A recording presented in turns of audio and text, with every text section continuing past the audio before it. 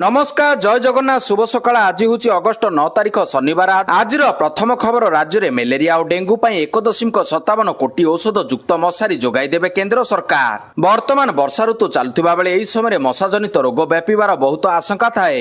एने राज्य में मलेरिया एवं डेंगू और अन्य भेक्टर बाहित रोग निराकरण बाबद स्वास्थ्य मंत्री डॉक्टर मुकेश महालिंग समीक्षा कर समस्त अधिकारी मिलित प्रचेष्टा अधिक क्रियाशील करने मंत्री निर्देश देइछन्ति।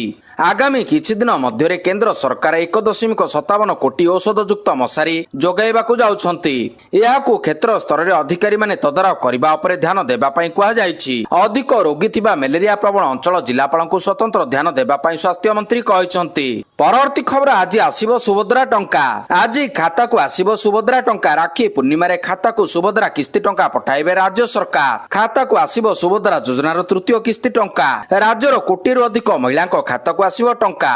एने पूर्वर घोषणा कर उप मुख्यमंत्री प्रभाती परिडा। पूर्वर दुईटी पर्याय 10,000 टंका मिल सारी। राखी पूर्णिमा अगस्ट 9 अर्थात आज सुभद्रा तृतीय किस्ती टंका मिल 1 कोटी अधिक महिला खाता को सुभद्रा योजनार तृतीय किस्ती टंका पठाइबे राज्य सरकार। एने सब प्रस्तुति शेष होईछि। जो माने 21 वर्ष हो जाइथिबे सेमाने मध्य करि परिबे आवेदन। किंतु गत किछि दिन हब सुभद्रा पोर्टाल खोलु नथिबारु केतेक योग्य हिताधिकारी आवेदन करि पारि नाहंती। तबे एबे सुभद्रा पोर्टाल पुनी खोलिबा नै घोषणा करिसारछन्ती उप मुख्यमंत्री प्रभाती परिडा। जो माने पाइ नाहंती ओ काहेकि कटिछि जानिबाकू चाहुछन्ती सेमाने वेबसाइट को जाई यार कारण जानि परिबे। सुभद्रा पोर्टाल रे नै नुवा फीचर आसीछि। परवर्ती खबर भारत आसीबे नेतान्याहू मोदी को देबे गुप्त परामर्श। इस्राएल प्रधानमंत्री बेंजामिन नेतान्याहू खूब शीघ्र भारत गस्तरे आसीबे। भारत एवं अमेरिका मध्य टैरिफ को नै विवाद जारी रहितिबा से भारत आसी प्रधानमंत्री नरेंद्र मोदी को किछि गुप्त परामर्श देबे बोली कहिसन्ति। अमेरिका राष्ट्रपति डोनाल्ड ट्रंप को सहित किपरि आचरण कले दुई देशर संपर्क भल रहिबो से नै नेतान्याहू मोदी को टिप्स देबे। नेतान्याहू गणमाध्यम को कहिसन्ति प्रधानमंत्री मोदी एवं राष्ट्रपति ट्रंप दुई जण जाक तांको अति प्रिय बंधु। तेणु ट्रंप को सहित किपरि मिसिबाकू हेबो से नै से मोदी को किछि उपदेश देबे। परवर्ती खबर राज्य में 12 रु बढ़िबो वर्षार परिमाण। आज पई विभिन्न जिला को प्रबल रु अति प्रबल वर्षा नै अलर्ट जारी। राज्य में आसंता 12 तारिख रु बढ़िबो वर्षार परिमाण। सृष्टि लघुचाप क्षेत्र प्रभाव में राज्य में प्रबल वर्षा हेबार संभावना रही। गत 24 घंटा मध्य राज्यर अनेक स्थान में हालुकारु मध्यम धरणर वर्षा रेकर्ड होईछि। सर्वाधिक वर्षा गंजाम जिला आस्कारे 90 मिलीमीटर रेकर्ड होईछि। समुद्र मध्य वर्तमान एक घूर्णिबलय सृष्टि होईछि। एहा फल बांग्लादेश सह पश्चिमबंग और ता संलग्न अंचल में समुद्र अशांत रहिबार संभावना रही। मत्स्यजीवी मानकु समुद्र मध्य को न जिबा पई बारण करिछि पाणीपाग विज्ञान केन्द्र। आसंता 24 घंटा मध्य पुरी जिले में प्रबल अति प्रबल वर्षा हेबार संभावना रहितिबा बेले खोर्धा जगतसिंहपुर कटक सह गंजाम गजपति सुंदरगढ़ और केन्दुझर जिले में प्रबल वर्षा हेबार संभावना रही। परवर्ती खबर रूस राष्ट्रपति पुतिन को भेटिले जातीय सुरक्षा परामर्शदाता अजित डोभाल। रूस राष्ट्रपति पुतिन को भेटिछन्ति जातीय सुरक्षा परामर्शदाता अजित डोभाल। भारत उपरे अमेरिका 50% टैरिफ लागू करिबार दिनक परे पुतिन को भेटिले डोभाल। भारत रूस द्विपाक्षिक संपर्क नै उभयक मध्य आलोचना होईछि। रणनीतिक सहभागिता प्रतिबंध उपरे दुई देश गुरुत्वारोप करछन्ति। राष्ट्रपति ट्रंप भारत आमदानी होतिबा सामग्री उपरे अतिरिक्त 25% शुल्क लागू करिबा पई एक निर्देश परे पुणी मोट आमदानी शुल्क 50% को वृद्धि पाइछि। परवर्ती खबर केंद्र कैबिनेट रे 5 बड़ निष्पत्ति। केंद्र कैबिनेट रे एक गुरुत्वपूर्ण बैठक अनुष्ठित होइतिला। एथिरे सरकार 5टी प्रमुख निष्पत्ति नेइछन्ति। उज्ज्वला योजना पई 12,060 कोटी टंकार अतिरिक्त बजेट प्रस्ताव को सरकार अनुमोदन करछन्ति। सरकार को निष्पत्ति 10 कोटी 33 लाख लोक उपकृत हेबे। यह व्यतीत सरकार सुलभ एलपीजी सिलिंडर पर 30,000 कोटी टंकार अतिरिक्त बजेट स्थिर करछन्ति। केंद्र सरकार रक्षाबंधन में साधारण जनता एवं वैषयिक शिक्षा प्रतिष्ठान गुड़िकु एक बड़ आश्वस्ति देइछन्ति। मोदी सरकार को कैबिनेट बैठक में नियाଯାଇଥିବା अन्य निष्पत्ति मध्य वैषयिक शिक्षा, आसाम एवं त्रिपुरार विकास पर बजेट, मार्कनम पदुचेरी 4 लेन राजपथ को मंजूरी करा जाइछि। परवर्ती खबर नारी सुरक्षा दाबी ने एसीपी कार्यालय घेराव। वर्तमान राज्यव्यापी नारी निर्यातना बंद सह आईन श्रृंखला विरोध में विभिन्न राजनीतिक दल राजरास्ता को ओह्लाई आंदोलन करथिबा बेले नुआपड़ा जिले में मध्य यार प्रभाव देखिबाकू मिलिछि। बिजु युव छात्र जनता दल पक्षरु प्रथमे खड़ियाल बोडेन सिनापाली और कोमना थाना घेराव करी राज्य सरकार विरुद्ध में गर्जिथिले। पुलिस महानिर्देशक उद्देश्य दाबी पत्र प्रदान करथिले। जिलार हजार हजार युवक युवती छात्र छात्री एकत्रित होई नुआपड़ा शहर परिक्रमा करी नुआपड़ा एसपी कार्यालय को घेराव करी विक्षोभ प्रदर्शन करिसंती। एही आंदोलन रे जिला ବିଜେଡିର ବରିଷ୍ଠ ନେତୃବୃନ୍ଦଙ୍କ ସହ ଯୁବ ଛାତ୍ରଛାତ୍ରୀ ବିଜେପି ସରକାର ଓ ପୋଲିସର ଅପରାଗତାକୁ ଭର୍ତ୍ସନା କରିଛନ୍ତି। ପରବର୍ତ୍ତୀ ଖବର ଇ ଭୋଟର ତାଲିକା ୱେବସାଇଟ୍ ବନ୍ଦ। କଂଗ୍ରେସ ସାଂସଦ ତଥା ବିରୋଧୀ ଦଳର ନେତା ରାହୁଲ ଗାନ୍ଧୀ ପୁଣି ଥରେ ଏକ ସଙ୍ଗୀନ ଅଭିଯୋଗ ଆଣିଛନ୍ତି। ଶୁକ୍ରବାର ଦିନ ବେଙ୍ଗାଲୁରୁର ଏକ ଜନସଭାକୁ ଉଦ୍ବୋଧନ ଦେବା ଅବସରରେ ରାହୁଲ ଗାନ୍ଧୀ କହିଛନ୍ତି, ଅଭିଯୋଗ ଆସିବା ପରେ ଏବେ ନିର୍ବାଚନ ଆୟୋଗ ରାଜସ୍ଥାନ ଓ ବିହାର ଇ ଭୋଟର ୱେବସାଇଟ୍କୁ ବନ୍ଦ କରିଦେଇଛନ୍ତି। ଏକଥା କେବଳ ରାହୁଲ ଗାନ୍ଧୀ କହିନାହାନ୍ତି, ବରଂ ବିଭିନ୍ନ ସୋସିଆଲ ମିଡିଆ ପ୍ଲାଟଫର୍ମରେ ଏଭଳି ପୋଷ୍ଟ ଟ୍ରେଣ୍ଡ ହେବାରେ ଲାଗିଛି। ରାହୁଲ ଗାନ୍ଧୀ କେବଳ ବିହାର ଓ ରାଜସ୍ଥାନ ଇ ଭୋଟର ୱେବସାଇଟ୍ କଥା କହୁଥିବା ବେଳେ ସୋସିଆଲ ମିଡିଆରେ କିନ୍ତୁ ଏହି ଦୁଇ ରାଜ୍ୟ ସହ ମହାରାଷ୍ଟ୍ର ଓ ମଧ୍ୟପ୍ରଦେଶ ଇ ଭୋଟର ତାଲିକା ଥିବା ୱେବସାଇଟ୍ ଖୋଲୁନଥିବା କଥା କୁହାଯାଉଛି। ଏହା ସହ ରାହୁଲ ଗାନ୍ଧୀ ମହାରାଷ୍ଟ୍ର ଓ କର୍ଣ୍ଣାଟକ ବିଧାନସଭା ନିର୍ବାଚନ ବେଳେ ଭୋଟର ହେରଫେର ହୋଇଥିବା କଥା କହିଛନ୍ତି। ପରବର୍ତ୍ତୀ ଖବର ବିଜେପିକୁ ସମର୍ଥନ କରିବ ନାହିଁ ବିଜେଡି। ଉପରାଷ୍ଟ୍ରପତି ନିର୍ବାଚନରେ ଏନଡିଏ ସମର୍ଥିତ ପ୍ରାର୍ଥୀଙ୍କୁ ବିଜେଡି ସମର୍ଥନ ଦେବନି ବୋଲି ପୂର୍ବତନ ସାଂସଦ ମହେଶ ସାହୁ କହିଛନ୍ତି। ସେ କହିଛନ୍ତି ଦଳ ଏନଡିଏ ସମର୍ଥିତ ପ୍ରାର୍ଥୀଙ୍କୁ କଦାପି ସମର୍ଥନ କରିବ ନାହିଁ। ଏନଡିଏ ଯେଉଁ ଯାହାଙ୍କୁ ଉପରାଷ୍ଟ୍ରପତି ନିର୍ବାଚନରେ ପ୍ରାର୍ଥୀ କରିବ ବିଜେଡି ତାକୁ ସମର୍ଥନ କରିବ ନାହିଁ। ବିଗତ ଦିନରେ ନରେନ୍ଦ୍ର ମୋଦି ଓଡ଼ିଶାର ଝିଅ ଦ୍ରୌପଦୀ ମୁର୍ମୁଙ୍କୁ ରାଷ୍ଟ୍ରପତି ପ୍ରାର୍ଥୀ କରିଥିବାରୁ ଆମେ ତାକୁ ସମର୍ଥନ କରିଥିଲୁ, ହେଲେ ଏବେ ସେ ପରିସ୍ଥିତି ନାହିଁ। ୱାକଅପରେ କଣ ହୋଇଥିଲା ତାହା ଏବେ ଆଲୋଚନାର ବିଷୟ ନୁହେଁ। ପରବର୍ତ୍ତୀ ଖବର ପରୀକ୍ଷା ବେଳେ ଟଳି ପଡ଼ିଲେ ଛାତ୍ର। ହୋମଗାର୍ଡ ପରୀକ୍ଷା ବେଳେ ଅଘଟଣ। ଶାରୀରିକ ପରୀକ୍ଷା ପାଇଁ ଆସିଥିବା ପରୀକ୍ଷାର୍ଥୀଙ୍କ ମୃତ୍ୟୁ ହୋଇଥିବା ସୂଚନା ମିଳିଛି। ଦୌଡୁଥିବା ବେଳେ ଅସୁସ୍ଥ ହୋଇ ତଳେ ପଡିଯାଇଥିଲେ ଛାତ୍ର। ମେଡିକାଲରେ ମୃତ ଘୋଷଣା କଲେ ଡାକ୍ତର। ସୂଚନା ଯୋଗ୍ୟ ଯେ ଖୋର୍ଦ୍ଧା ଜିଲ୍ଲା ତରୁତୁଆ ରିଜର୍ଭ ପଡିଆରେ ଶାରୀରିକ ପରୀକ୍ଷା ବେଳେ ଅଘଟଣ ଘଟିଛି। ଦୌଡୁଥିବା ବେଳେ ଅସୁସ୍ଥ ହୋଇ ତଳେ ପଡିଯାଇଥିଲେ ପରୀକ୍ଷାର୍ଥୀ। 1600 ମିଟର ଦୌଡ ଚାଲିଥିବା ବେଳେ ଏଭଳି ଘଟଣା ଘଟିଥିଲା। ପରବର୍ତ୍ତୀ ଖବର ଏମ୍ସ ଭୁବନେଶ୍ୱରରେ ସିବିଆଇ ଚଢାଉ। କେନ୍ଦ୍ରୀୟ ତଦନ୍ତ ବ୍ୟୁରୋ ଏମ୍ସ ଭୁବନେଶ୍ୱର ସମେତ ରାଜଧାନୀ ଭୁବନେଶ୍ୱର ଏକାଧିକ ସ୍ଥାନରେ ଚଢାଉ କରିଛି। ନିଯୁକ୍ତି କ୍ଷେତ୍ରରେ ଦୁର୍ନୀତି ନେଇ ସିବିଆଇ ଚଢାଉ କରିଥିବା ବିଶ୍ୱସ୍ତ ସୂତ୍ରରୁ ଜଣାପଡିଛି। ସିବିଆଇର ଏକାଧିକ ଟିମ୍ ଏମ୍ସ ଭୁବନେଶ୍ୱର ସମେତ ଅନ୍ୟ ସ୍ଥାନରେ ଚଢାଉ ଜାରି ରଖିଥିବା ଜଣାପଡିଛି। ସିବିଆଇର ଏହି ଚଢାଉ ଅଭିଯାନରେ ଭୁବନେଶ୍ୱର କଳ୍ପନା ଅଞ୍ଚଳ ଓ ଜଗତସିଂହପୁର ଜିଲ୍ଲା ମଧ୍ୟ ସାମିଲ ରହିଛି। ପରବର୍ତ୍ତୀ ଖବର ଆୟକର ବିଲ୍ 2025କୁ ପ୍ରତ୍ୟାହାର କଲେ ସରକାର। ଅଗଷ୍ଟ 11ରେ ଆଗତ ହେବ ନୂଆ ବିଧେୟକ। କେନ୍ଦ୍ର ସରକାର ଆୟକର ବିଲ୍ 2025କୁ ପ୍ରତ୍ୟାହାର କରିନେଇଛନ୍ତି। 2025 ଫେବୃଆରୀ 13ରେ ଲୋକସଭା 6 ଦଶନ୍ଧି ପୁରୁଣା ଆୟକର ଆଇନ 1961ର ସ୍ଥାନ ନେବା ପାଇଁ ଏହି ବିଲ୍ ଆଗତ କରାଯାଇଥିଲା।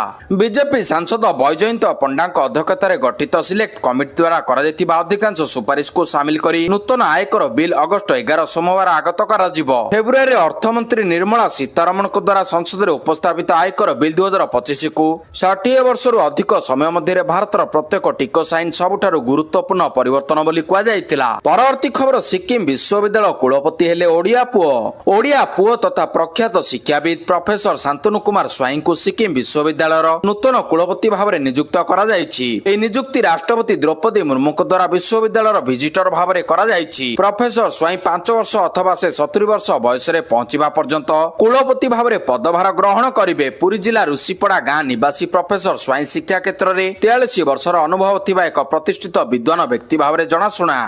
ପରବର୍ତ୍ତୀ ଖବର ପୁଟିନଙ୍କ ସହ କଥା ହେଲେ ମୋଦି। ଆମେରିକୀୟ ରାଷ୍ଟ୍ରପତି ଡୋନାଲ୍ଡ ଟ୍ରମ୍ପଙ୍କ ଟାରିଫ ମଧ୍ୟରେ ପ୍ରଧାନମନ୍ତ୍ରୀ ନରେନ୍ଦ୍ର ମୋଦି ଶୁକ୍ରବାର ରୁଷୀୟ ରାଷ୍ଟ୍ରପତି ଭ୍ଲାଦିମିର ପୁଟିନଙ୍କ ସହ ଫୋନରେ କଥା ହୋଇଛନ୍ତି। ଉଭୟ ନେତାଙ୍କ ମଧ୍ୟରେ ରୁଷ ୟୁକ୍ରେନ ଯୁଦ୍ଧ, ଭାରତ ରୁଷ ପାର୍ଟନରସିପ୍ ଆହୁରି ନିବିଡ଼ କରିବା ପ୍ରସଙ୍ଗ ଉପରେ କଥାବାର୍ତ୍ତା ହୋଇଛି। ଏହି ଅବସରରେ ପିଏମ୍ ମୋଦି ପୁଟିନଙ୍କୁ ଚଳିତ ବର୍ଷ ଶେଷରେ ଭାରତ ଆସିବା ପାଇଁ ନିମନ୍ତ୍ରଣ ମଧ୍ୟ କରିଛନ୍ତି। ଏହି କଥାବାର୍ତ୍ତା ବେଳେ ରୁଷୀୟ ରାଷ୍ଟ୍ରପତି ପୁଟିନ ୟୁକ୍ରେନ ସହ ସମ୍ବନ୍ଧିତ ସଦ୍ୟ ଘଟଣାକ୍ରମ ବିଷୟରେ ପ୍ରଧାନମନ୍ତ୍ରୀ ମୋଦିଙ୍କୁ ଅବଗତ କରାଇଛନ୍ତି। ପରବର୍ତ୍ତୀ ଖବର ନକ୍ସଲଙ୍କ ଶହୀଦ ସପ୍ତାହ। ମାଲକାନଗିରି ସୀମାନ୍ତ ଛତିଶଗଡ଼ରେ ମାଓବାଦୀଙ୍କ ଦ୍ୱାରା ଶହୀଦ ସପ୍ତାହ ପାଳନ କରିବାର ଏକ ଭିଡିଓ ମାଓ ସଂଗଠନ ପକ୍ଷରୁ ଜାରି କରାଯାଇଛି। ବିଗତ କିଛି ଦିନ ମଧ୍ୟରେ ମାଓ ସଂଗଠନ ଅପରେସନ କାଗାରରେ ଅନେକ କ୍ଷୟକ୍ଷତି ସହିବା ପରେ ସଂଗଠନକୁ ସୁଦୃଢ଼ ତଥା ନିଜର ଉପସ୍ଥିତି ଜାହିର କରିବା ପାଇଁ ଏହି ଶହୀଦ ସପ୍ତାହ ପାଳନର ଭିଡିଓ ଜାରି କରିଥିବା ବେଳେ ସଂଗଠନ ପକ୍ଷରୁ ଶୋଭାଯାତ୍ରା ଓ ସାଂସ୍କୃତିକ କାର୍ଯ୍ୟକ୍ରମ କରାଯାଉଥିବା ଦେଖିବାକୁ ମିଳିଛି। ବସ୍ତ ଡିଭିଜନର ବିଭିନ୍ନ ଜଙ୍ଗଲ ଏବଂ ଗାଁରେ ଶହୀଦ ସପ୍ତାହ ପାଳନ କରାଯାଉଥିବା ସୂଚନା ମିଳୁଛି। ଭିଡିଓରେ ମାଓ ସଂଗଠନର ସଦସ୍ୟମାନେ ପାରମ୍ପରିକ ବାଦ୍ୟର ତାଳେ ତାଳେ ନୃତ୍ୟ କରୁଥିବା ବେଳେ ବହୁ ସଂଖ୍ୟାରେ ସ୍ଥାନୀୟ ଗ୍ରାମବାସୀଙ୍କ ଉପସ୍ଥିତି ମଧ୍ୟ ଦେଖିବାକୁ ମିଳିଛି। ପରବର୍ତ୍ତୀ ଖବର ପଶ୍ଚିମ ସିଂହଭୂମି ଦିଘାରେ ନକ୍ସଲଙ୍କ ଆଇଡି ବିସ୍ଫୋରଣ, 2 ଜଣ ସିଆରପିଏଫ୍ ଯବାନ ଆହତ। ଝାଡ଼ଖଣ୍ଡ ପଶ୍ଚିମ ସିଂହଭୂମ ଚାଇବସା ଜିଲ୍ଲା ଦିଘା ଅଞ୍ଚଳରେ ଶୁକ୍ରବାର ନକ୍ସଲ ବିଛାଇଥିବା ଆଇଡି ବିସ୍ଫୋରଣ ହୋଇଛି। ଫଳରେ 2 ଜଣ ସିଆରପିଏଫ୍ ଯବାନ ଗୁରୁତର ଆହତ ହୋଇଛନ୍ତି। ସେମାନଙ୍କୁ ଚିକିତ୍ସା ନିମନ୍ତେ ଏୟାରଲିଫ୍ଟ କରି ରାଞ୍ଚି ଅଣାଯାଇଛି। ବିସ୍ଫୋରଣର ଏହି ଘଟଣା ମଧ୍ୟାହ୍ନରେ ସେତେବେଳେ ହୋଇଥିଲା ଯେତେବେଳେ ସୁରକ୍ଷା ବଳ ପକ୍ଷରୁ ବନାଞ୍ଚଳରେ ନକ୍ସଲଙ୍କ ବିରୋଧରେ ସର୍ଚ୍ଚ ଅପରେସନ ଚଳାଯାଉଥିଲା। ପରବର୍ତ୍ତୀ ଖବର ଓଡ଼ିଶା ବିଧାନସଭାର ନୂଆ ୱେବସାଇଟ୍ ଉଦ୍ଘାଟିତ। ଓଡ଼ିଶା ବିଧାନସଭାରେ ନୂଆ ୱେବସାଇଟ୍ ଓଡ଼ିଶା ଲେଜିସ୍ଲେଟିଭ୍ ଆସେମ୍ବଲିର ଉଦ୍ଘାଟନ କରିଛନ୍ତି ବାଚସ୍ପତି ସୁରମା ପାଢ଼ୀ। ଓଡ଼ିଶା ସରକାର ଏନ୍ଆଇସିଟି ବିଭାଗ ଓ ଭାରତ ସରକାର ଏନ୍ଆଇସିର ବୈଷୟିକ ପରାମର୍ଶ ଦ୍ୱାରା ଏହି ୱେବସାଇଟ୍ ପ୍ରସ୍ତୁତ ହୋଇଛି। ଅଧିକ ସ୍ୱଚ୍ଛ ଓ ଦକ୍ଷ ଶାସନ ଦିଗରେ ଏକ ଗୁରୁତ୍ୱପୂର୍ଣ୍ଣ ପଦକ୍ଷେପ ଆରମ୍ଭ ହେବ ବୋଲି ସେହି ଅବସରରେ କହିଛନ୍ତି। ପରବର୍ତ୍ତୀ ଖବର ଟ୍ରମ୍ପଙ୍କ ଟାରିଫ୍ ମାଡ଼ ଓଡ଼ିଶା ଚିଙ୍ଗୁଡ଼ି ରପ୍ତାନୀ 70% କମିବ। ଟାରିଫ୍ ମାଡ଼ରେ ଓଡ଼ିଶା ଚିଙ୍ଗୁଡ଼ି ରପ୍ତାନୀ 70% କମିଯିବ। ଓଡ଼ିଶା ଦେଶର ଅନ୍ୟତମ ପ୍ରମୁଖ ସାମୁଦ୍ରିକ ଖାଦ୍ୟ ରପ୍ତାନୀ ରାଜ୍ୟ। ଓଡ଼ିଶାର ମୋଟ ଚିଙ୍ଗୁଡ଼ି ଓ ସାମୁଦ୍ରିକ ଖାଦ୍ୟ ରପ୍ତାନୀରୁ ପ୍ରାୟ 70% ଯୁକ୍ତରାଷ୍ଟ୍ର ଆମେରିକାକୁ ହୋଇଥାଏ। ବର୍ଷକୁ ପ୍ରାୟ 2000 କୋଟି ଟଙ୍କାର ଚିଙ୍ଗୁଡ଼ି ଓ ଅନ୍ୟାନ୍ୟ ଖାଦ୍ୟ ଓଡ଼ିଶା ଆମେରିକା ବଜାରକୁ ରପ୍ତାନୀ କରିଥାଏ। ଏହି ରପ୍ତାନୀ ଓଡ଼ିଶା ପାଇଁ ବିଦେଶୀ ମୁଦ୍ରା ଉପାର୍ଜନର ସୁଯୋଗ ଆଣିଥାଏ। ଆମେରିକା ରାଷ୍ଟ୍ରପତି ଡୋନାଲ୍ଡ ଟ୍ରମ୍ପ ଭାରତ ଉପରେ 50% ଶୁଳ୍କ ଘୋଷଣା କରିବା ପରେ ଉଭୟ ଚିଙ୍ଗୁଡ଼ି ରପ୍ତାନୀକାରୀ ଓ ଚାଷୀମାନଙ୍କ ଚିନ୍ତା ବଢ଼ିଯାଇଛି। କାରଣ ଏତେ ଚଢ଼ା ଶୁଳ୍କରେ ଆମେରିକାରେ ବ୍ୟବସାୟ କରିବା ରପ୍ତାନୀକାରୀଙ୍କ ପାଇଁ ସମ୍ଭବ ନୁହେଁ। ପରବର୍ତ୍ତୀ ଖବର ଗାଜାକୁ କବ୍ଜା କରିବ ଇସ୍ରାଏଲ। ଦୀର୍ଘ ମାସ ହେବ ଗାଜାରେ ବହୁଛି ରକ୍ତ। ବିଦ୍ରୋହୀ ହମାସକୁ ଟାର୍ଗେଟ କରି ଇସ୍ରାଏଲର ସେନା 22 ମାସ ହେବ ନରସଂହାର କରୁଛି। ଏହା ଭିତରେ ଲକ୍ଷ ଲକ୍ଷ ନିରୀହ ଲୋକଙ୍କ ପ୍ରାଣହାନୀ ସହ ଚାଲିଛି ପଳାୟନ। ଘଟଣାକୁ ବିଶ୍ୱ ରାଷ୍ଟ୍ର ନିନ୍ଦା କରିବା ସହ ଆକ୍ରମଣକୁ ରୋକିବାକୁ ଇସ୍ରାଏଲ ଉପରେ ଚାପ ପ୍ରୟୋଗ କରାଯାଉଛି। ମିଳିତ ଜାତିସଂଘ ସୁରକ୍ଷା ପରିଷଦ ଓ ୟୁରୋପୀୟ ସଂଘର ଚାପ ପରେ ଏବେ କଠୋର ନୀତିକୁ ବଦଳାଇବାକୁ ଯାଉଛି ଇସ୍ରାଏଲ। ଦେଶର କ୍ୟାବିନେଟରେ ଗାଜାକୁ ସମ୍ପୂର୍ଣ୍ଣ କବ୍ଜା କରିବାକୁ ଅନୁମତି ଦେଇଛି। ହମାସ ଯେଉଁଠି ଆଡ୍ଡା ଜମାଇଛି ତାକୁ ଦଖଲ କରିବାକୁ ଯାଉଛି ଆଇଡିଏଫ୍। ପରବର୍ତ୍ତୀ ଖବର ମୋଦିଙ୍କ ସମ୍ଭାବ୍ୟ ଗସ୍ତକୁ ନେଇ ଆନନ୍ଦ ପ୍ରକାଶ କଲା ଚୀନ। ଆମେରିକା ସହିତ ଶୁଳ୍କ ବିବାଦ ମଧ୍ୟରେ ପ୍ରଧାନମନ୍ତ୍ରୀ ନରେନ୍ଦ୍ର ମୋଦିଙ୍କ ଆଗାମୀ ବେଜିଂ ଗସ୍ତ ନେଇ ଆନନ୍ଦ ପ୍ରକାଶ କରିଛି ଚୀନ। ପ୍ରଧାନମନ୍ତ୍ରୀ ମୋଦିଙ୍କ ଏହି ସମ୍ଭାବ୍ୟ ଗସ୍ତକୁ ଚୀନ ଦୁଇ ଦେଶ ମଧ୍ୟରେ ସମ୍ପର୍କକୁ ଉନ୍ନତ ଏବଂ ମଜବୁତ କରିବା ଦିଗରେ ଏକ ସକାରାତ୍ମକ ପଦକ୍ଷେପ ବୋଲି କହିଛି। ଚଳିତ ମାସ ଶେଷରେ ଅନୁଷ୍ଠିତ ହେବାକୁ ଥିବା ସାଂଘାଇ ସହଯୋଗ ସଂଗଠନ ଏସ୍ସିଓ ତିଆନଜିନ୍ ଶିଖର ସମ୍ମିଳନୀରେ ଯୋଗଦେବା ପାଇଁ ପ୍ରଧାନମନ୍ତ୍ରୀ ନରେନ୍ଦ୍ର ମୋଦିଙ୍କ ସମ୍ଭାବ୍ୟ ଗସ୍ତକୁ ଶୁକ୍ରବାର ଚୀନ ବୈଦେଶିକ ମନ୍ତ୍ରାଳୟ ସ୍ୱାଗତ କରିଛି। ପରବର୍ତ୍ତୀ ଖବର ମେରିଟ୍ ଯୋଜନା ବୈଷୟିକ ଶିକ୍ଷାକୁ ଗୁଣାତ୍ମକ ସର୍ବବ୍ୟାପୀ କରିବ କହିଲେ ଧର୍ମେନ୍ଦ୍ର ପ୍ରଧାନ। ପ୍ରଧାନମନ୍ତ୍ରୀ ନରେନ୍ଦ୍ର ମୋଦି ଭାରତର ଶିକ୍ଷା ଦୃଶ୍ୟପଟରେ ବୈପ୍ଳବିକ ପରିବର୍ତ୍ତନ ଆଣିବା ଦିଗରେ ବିଶେଷ ଗୁରୁତ୍ୱ ଦେଉଛନ୍ତି। ପ୍ରଧାନମନ୍ତ୍ରୀଙ୍କ ଅଧ୍ୟକ୍ଷତାରେ ଶୁକ୍ରବାର ଅନୁଷ୍ଠିତ କେନ୍ଦ୍ର କ୍ୟାବିନେଟରେ ଜାତୀୟ ଶିକ୍ଷାନୀତି ସହ ସମନ୍ୱୟ ରଖି 175 ଇଞ୍ଜିନିୟରିଂ ପ୍ରତିଷ୍ଠାନ ଏବଂ 100 ପଲିଟେକ୍ନିକକୁ ନେଇ ଗଠିତ 275ଟି ବୈଷୟିକ ପ୍ରତିଷ୍ଠାନରେ ବୈଷୟିକ ଶିକ୍ଷାରେ ବହୁବିଧ ଶିକ୍ଷା ଏବଂ ଗବେଷଣା ଉନ୍ନତି ମେରିଟ୍ ଯୋଜନା କାର୍ଯ୍ୟକାରୀ କରିବା ପ୍ରସ୍ତାବକୁ ଅନୁମୋଦନ ମିଳିଛି, ଯାହା ସ୍ୱାଗତ ଯୋଗ୍ୟ ବୋଲି କହିଛନ୍ତି କେନ୍ଦ୍ର ଶିକ୍ଷାମନ୍ତ୍ରୀ ଧର୍ମେନ୍ଦ୍ର ପ୍ରଧାନ। ଶ୍ରୀ ପ୍ରଧାନ କହିଛନ୍ତି ରାକ୍ଷୀ ପୂର୍ଣ୍ଣିମା ପୂର୍ବ ସନ୍ଧ୍ୟାରେ ପ୍ରଧାନମନ୍ତ୍ରୀ ମୋଦିଙ୍କର ଛାତ୍ରଛାତ୍ରୀ ଏବଂ ଶିକ୍ଷା ସମୁଦାୟକୁ ଉପହାର। ପରବର୍ତ୍ତୀ ଖବର ଆସନ୍ତା 10ରେ ଓସ୍ଲା ନିର୍ବାଚନ। ଆସନ୍ତା 10 ତାରିଖରେ ଓଡ଼ିଶା ଏସ୍ଏସ୍ବି ଅଧ୍ୟାପକ ଅଧ୍ୟାପିକା ସଂଘର ନିର୍ବାଚନ ହେବ। ରାଜ୍ୟରେ ଅନୁଦାନ ପ୍ରାପ୍ତ 488 ବର୍ଗ ଡିଗ୍ରୀ କଲେଜରେ କାର୍ଯ୍ୟରତ ଏସ୍ଏସ୍ବି ଅଧ୍ୟାପକ ଅଧ୍ୟାପିକା ମାନେ ସକାଳ 9ଟାରୁ ଅପରାହ୍ନ 4ଟା ମଧ୍ୟରେ ନିଜର ମତଦାନ ସାବ୍ୟସ୍ତ କରିବେ। ଏହି ନିର୍ବାଚନରେ ସଭାପତି, ଉପସଭାପତି, ସମ୍ପାଦକ, ଯୁଗ୍ମ ସମ୍ପାଦକ, କୋଷାଧ୍ୟକ୍ଷ, ଯୁଗ୍ମ କୋଷାଧ୍ୟକ୍ଷ ଆଦି 6ଟି ପଦ ପାଇଁ 18 ଜଣ ପ୍ରାର୍ଥୀ ପ୍ରତିଦ୍ୱନ୍ଦିତା କରୁଛନ୍ତି। ପରବର୍ତ୍ତୀ ଖବର ବୈଦ୍ୟୁତିକ ଯାନରେ 2028 ପର୍ଯ୍ୟନ୍ତ ମିଳିବ ସବସିଡି। ବୈଦ୍ୟୁତିକ ଯାନ କ୍ରୟକୁ ଅଧିକ ସହଜ କରିବା ଲାଗି କେନ୍ଦ୍ର ସରକାର ଜାରି ରଖିଥିବା ପିଏମ୍ ଇ ଡ୍ରାଇଭ୍ ଯୋଜନାର ସମୟ ସୀମାକୁ ବୃଦ୍ଧି କରାଯାଇଛି। ଭାରୀ ଉଦ୍ୟୋଗ ମନ୍ତ୍ରାଳୟ ପକ୍ଷରୁ ଏହି ଯୋଜନାର ସମୟ ସୀମାକୁ ଆହୁରି 2 ବର୍ଷ ପର୍ଯ୍ୟନ୍ତ ବୃଦ୍ଧି କରିଛନ୍ତି। ଏହା 2028 ମାର୍ଚ୍ଚ 31 ପର୍ଯ୍ୟନ୍ତ ଚାଲୁ ରହିବ।